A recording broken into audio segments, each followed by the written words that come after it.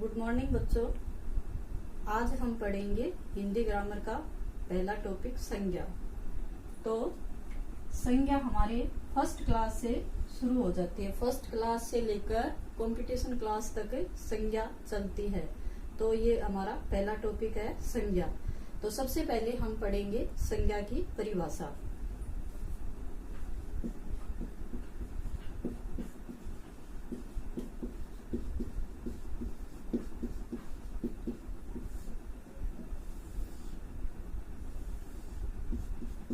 सबसे पहले पढ़ेंगे संज्ञा की परिभाषा। तो जिस शब्द से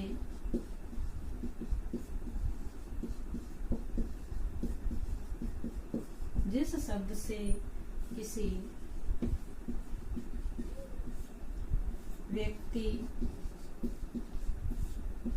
वस्तु,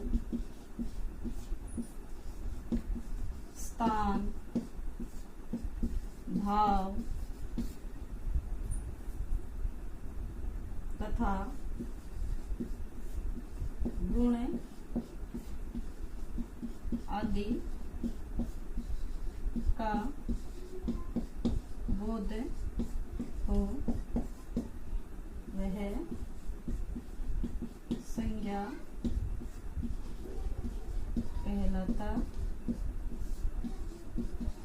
कहलाता है या कहलाती है, ये एक ही बात है। तो संज्ञा की परिभाषा क्या है? जिस शब्द से किसी व्यक्ति, वस्तु, स्थान, भाव तथा गुण आदि का बोध हो वह संज्ञा कहलाता है। बोध यानी ज्ञान, जिस चीज से हमें उसका पता चले वह संज्ञा कहलाता है। तो सबसे पहले हमने पढ़ी है संज्ञा की परिभाषा। अब है संज्ञा की अवधारणा।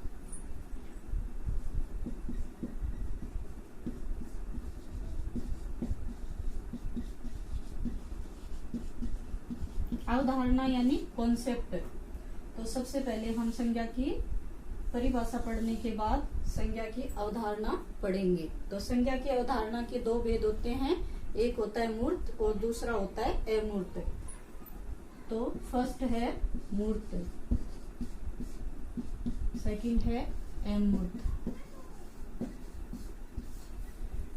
अब ये दो चीजें हैं, इन दोनों का हमें पता होना चाहिए कि मूर्त में क्या आता है और अमूर्त में क्या आता है।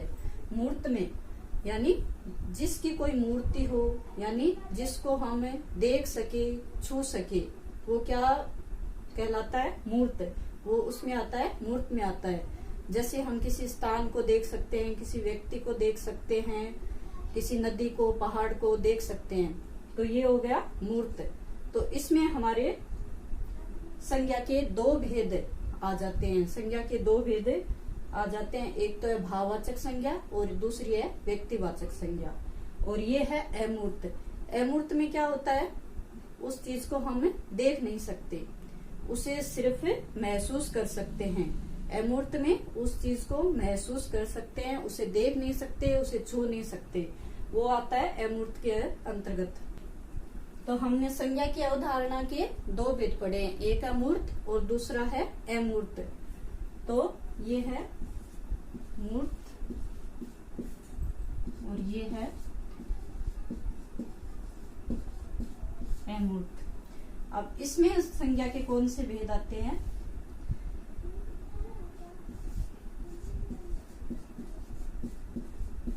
व्यक्तिवाचक और जातिवाचक।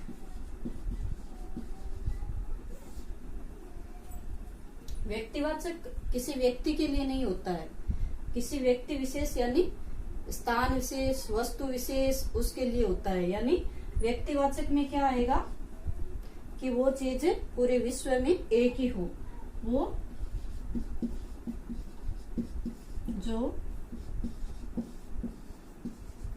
विश्व में एक ही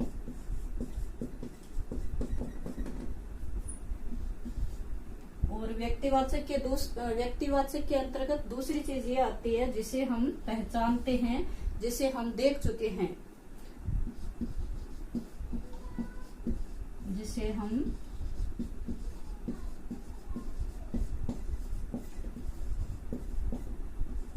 देख चुके हैं या उसके बारे में हम जानते हैं, तो वो आएगा व्यक्तिवाचक के अंतर्गत। अब जातिवाचक में क्या आता है कि किसी व्यक्ति, वस्तु, स्थान आदि के जाति के समूह का बोध जो कराता है वो आता है जातिवाचक संज्ञा के अंतर्गत।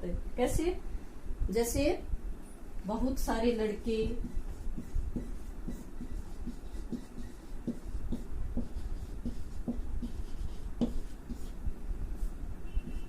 से मतलब वो नहीं है किसी जाति से, जैसे ब्राह्मण है, वैश्य, इनसे नहीं है। जाति का मतलब है समूह है जिसमें। तो इसमें जातिवाचक संस्कृत ग्रामर में संज्ञा के 3 ही भेद माने गए हैं, व्यक्तिवाचक, जातिवाचक तथा भाववाचक। लेकिन हिंदी और अंग्रेजी में संज्ञा के 5 भेद माने जाते हैं। तो संज्ञा की अवधारणा में हमने फर्स्ट पढ़ा मूर्त संज्ञा की अवधारणा। अब है अमूर्त संज्ञा की अवधारणा।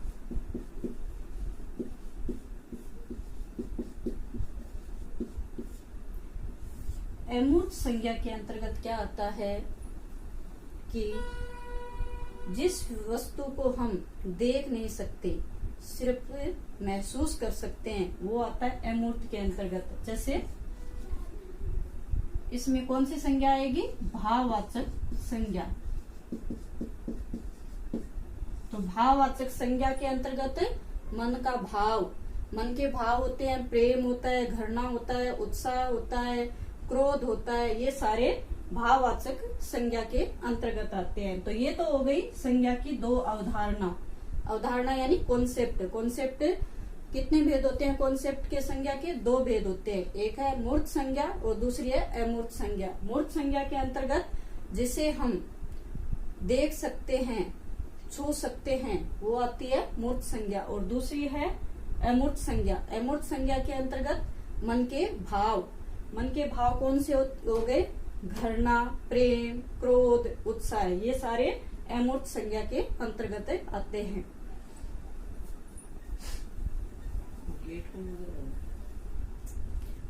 अब हम पढ़ेंगे संज्ञा की परिभाषा और अवधारणा के बाद संज्ञा के भेद।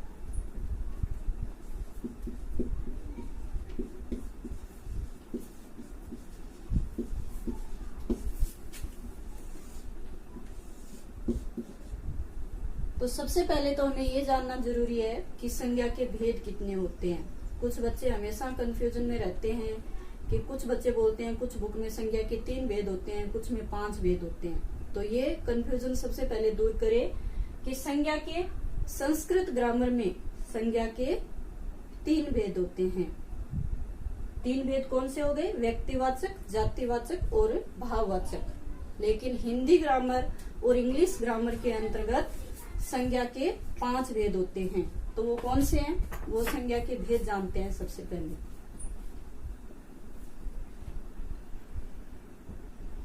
तो पहले जानते हैं संस्कृत संज्ञा के, क्योंकि संस्कृत से ही हिंदी ग्रामर का निर्माण हुआ है।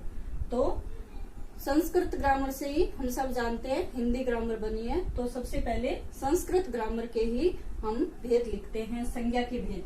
तो पहला है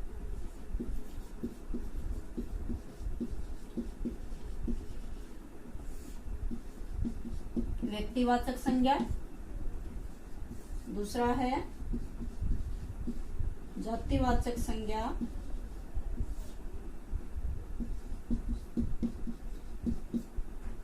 और तीसरा है भाववाचक संज्ञा।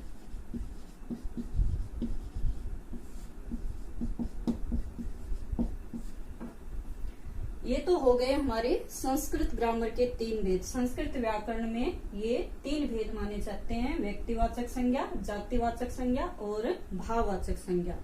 अब हम पढ़ते हैं हिंदी व्याकरण। तो हिंदी व्याकरण में जातिवाचक संज्ञा के 2 भेद और कर दिए गए। फर्स्ट हो गया समूहवाचक,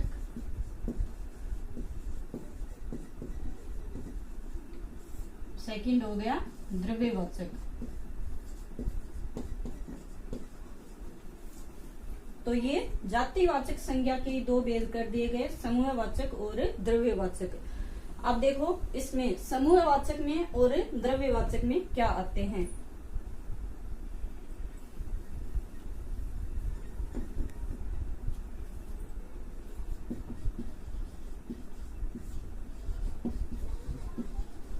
समूहवाचक में समूह जिसकी हम गणना कर सके, जैसे सेना, कक्षा। अब सेना में पता होता है, गणना करने पर गणना भी हो जाती है कि सैनिक कितने हैं। कक्षा में भी हमें पता होता है कि किस क्लास में कितने बच्चे हैं। तो ये आएंगे जिनको हम जिनकी हम गिनती कर सकें, जिनकी गणना कर सकें, जो गणनीय योग्य हो, वो आएंगे समूहवाचक संज्ञा के अंतर्गत। अब सेकंड है द्रव्यवाचक।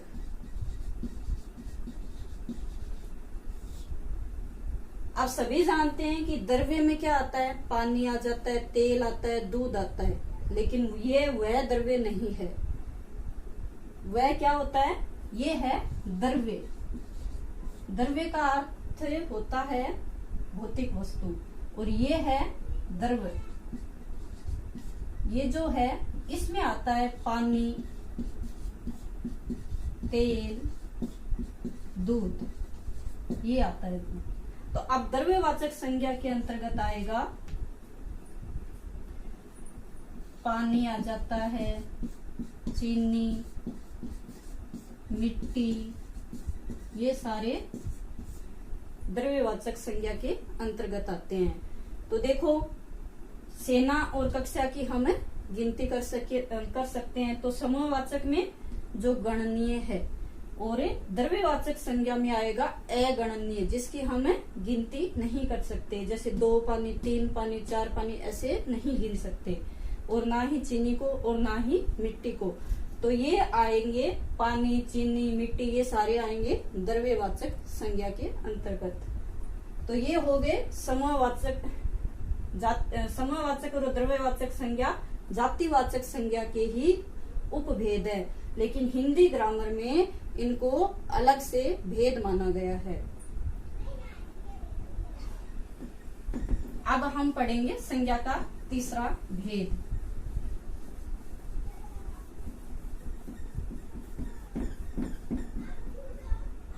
तो संज्ञा का तीसरा भेद है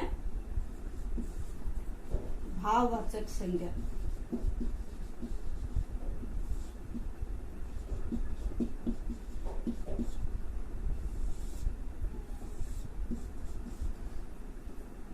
भाववाचक संज्ञा किसे कहते हैं, सबसे पहले हमें ये समझना है।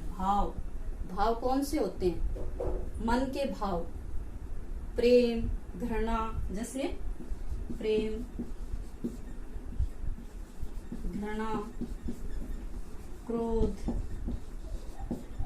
उत्साह है, ये सारे भाव में आते हैं। तो जो इनसे जुड़ी हुई, जो मन के भावों से जुड़ी हुई जितनी भी हमारे पास चीजें आती है, वो सारी भाववाचक संज्ञा के अंतर्गत आती है। तो अब देखो संज्ञा के भेद, वापस देखते हैं संज्ञा के भेद। संज्ञा के हिंदी ग्रामर में 5 भेद होते हैं।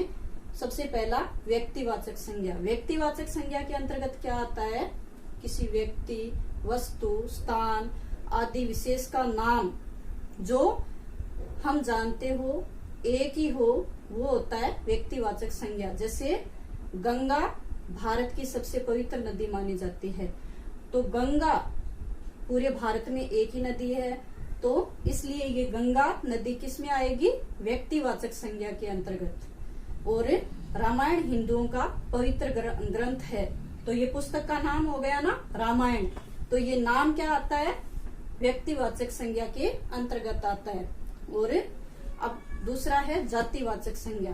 किसी जाति, समुदाय आदि का जो बोध कराती है, वो आएगी जातिवाचक संज्ञा। कैसे, जैसे बहुत सारे लड़के, बहुत सारी लड़कियां, नदियां, पुस्तकें, जिनका नाम न होके वो जो समूह है वो आता है जातिवाचक संज्ञा के अंतर्गत। तो जातिवाचक संज्ञा के ही हमने भेद किए हैं, द्रव्यवाचक और समूहवाचक। समूहवाचक में जो गणना के योग्य हो, जैसे सेना है, कक्षा है, दल है, ये सारे आते हैं समूहवाचक संज्ञा के अंतर्गत। ऐसे ही फिर है द्रव्यवाचक संज्ञा। चौथा भेद हो गया द्रव्यवाचक संज्ञा। तो द्रव्यवाचक में जिनकी गिनती नहीं की जा सकती, जो गणना के योग्य नहीं हो, जैसे मिट्टी, पानी, तेल, ये सारे द्रव्यवाचक संज्ञा के अंतर्गत आ गए। अब पांचवा भेद है भाववाचक, जो मन के भाव दर्शाते हो, जैसे घृणा, क्रोध, प्रेम, उत्साह आदि मन के जो भाव हो गए वो आते हैं भाववाचक संज्ञा के अंतर्गत।